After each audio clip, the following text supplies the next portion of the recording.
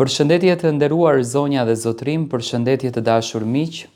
Ja ku po ritakohemi sërish me mua Tirona Lilin, pikërisht këtu në kanalin Monitor TV për të komentuar dhe analizuar bashkarisht dinamikën dhe luftrat që ndodhin brenda në shtëpinë e Big Brotherit mes Mateos edhe Rogertit. Kërcënime që erdhën ditën e djeshme nga Rogerti kundër drejt Mateos kanë ngritur diskutime të mëdha jashtë shtëpisë.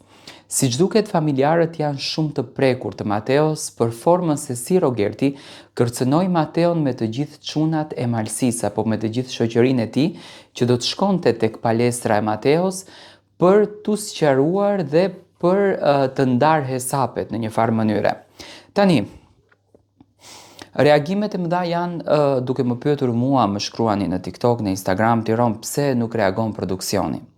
Unë mendoj që produksioni e ka në interes këtë zënkën edhe një javë, sepse është java e fundit ku ky Big Brother më do të mbyll dyert për gjithmonë, flas për këtë sezon.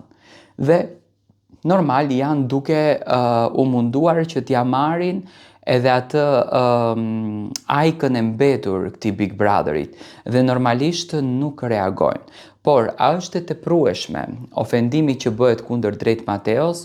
Unë mendoj që ofendimi kundër drejt Mateos ka nisur kohë më parë. Tani produksioni, gjatë prajmit të së martës, nxori një video, domethënë kishte bërë një përmbledhje, edhe gjatë prajmit të së shtunës, gjasme që Mateo për shembull kishte ofenduar Mirin pafund, kishte ofenduar Rogertin, por nuk i kanë nxjerr videot ku Rogerti ja përmendi motrën Mateos. Domethënë që ja kërkoi motrën, që ta prekësh shqiptarin në motrën është gjëja më e keqe që mund të bësh, pasi që Rogerti mbahet kaq shumë shqiptar dhe ai ka ato tradita.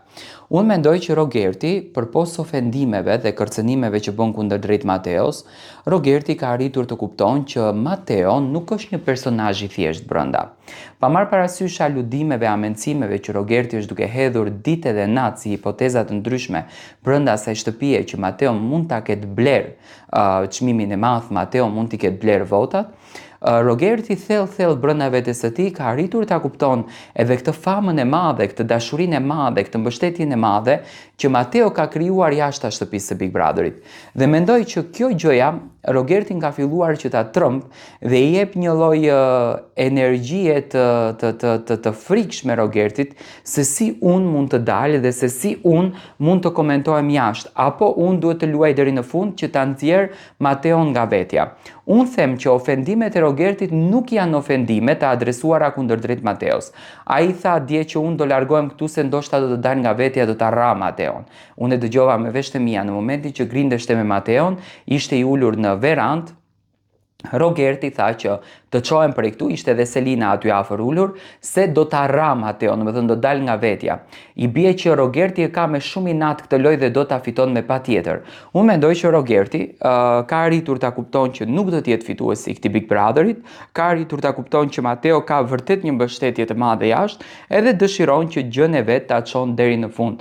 Tani produksioni nuk reagon sepse ka interes, edhe një javë ka mbetur nga kjo gjë, dhe në fund të ditës unë mendoj që produksioni do të godet në fituesin. Rogerti të gjithën këtë kërcënimin e bën vetëm e vetëm për ta nxjerrë Mateo nga vetja, që Mateo të reagon, që Mateo të del me zar të zi nga shtëpia dhe Rogerti ta ketë rrugën pak më të hapur drejt fitores së madhe sepse ndjen veten të kërcënuar.